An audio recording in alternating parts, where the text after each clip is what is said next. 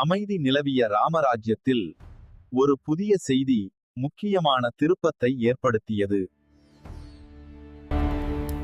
மகாராஜா, எல்லை பகுதிகளில் ஒரு விசித்திரமான நிலைமை. செய்தி வந்த நொடியில் லட்சுமணன் ஒரு நொடியும் தாமதிக்காமல் பாதுகாப்பை வலுப்படுத்தினார்.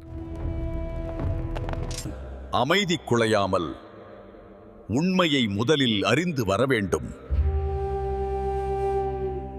லட்சுமணன் தலைமையில் உண்மையை அறிய அரண்மனை எல்லைகளை தாண்டி பாதை தொடங்கியது.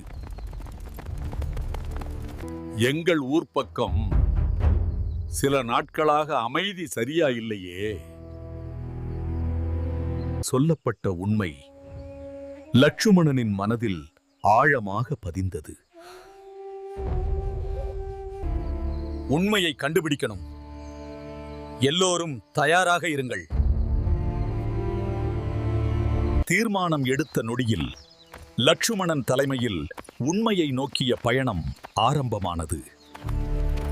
பாதையில் கிடைத்த சிறிய அடையாளங்களே உண்மையின் திசையை காட்டத் தொடங்கின.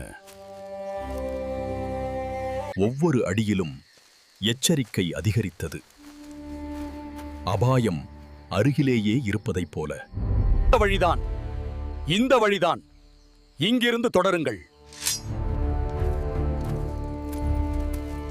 கிடைத்த தடயங்கள் லட்சுமணனை வேகமாக முன்னே இழுத்தன. உண்மை மிக அருகில் இருந்தது. ஒரே நொடி எல்லாமே நின்றது. ஏதோ சரியில்லை என்பதை லட்சுமணன் உணர்ந்தார். அந்த மௌனத்தின் நடுவே ஒரு சிறிய சத்தம் எதிரி அருகில் இருப்பதற்கான அடையாளமாகியது. இனி தாமதம் இல்லை. மௌனமாக முன்னேற லட்சுமணன் சைகை செய்தார்.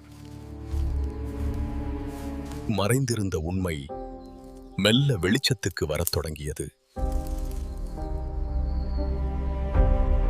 மறைந்திருந்த உண்மை மெல்ல வெளிச்சத்துக்குள் வரத் தொடங்கியது.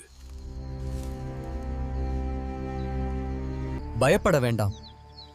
ராமராஜ்யத்தில் உதவி கேட்கிறவர் யாரும் தனியாக விடப்பட மாட்டார்கள். அடுத்த நொடியில் அபாயம் நெருங்குவதை லட்சுமணன் உணர்ந்தார். அந்த நொடியில் தாமதிக்காமல் லட்சுமணன் செயல்பட்டார்.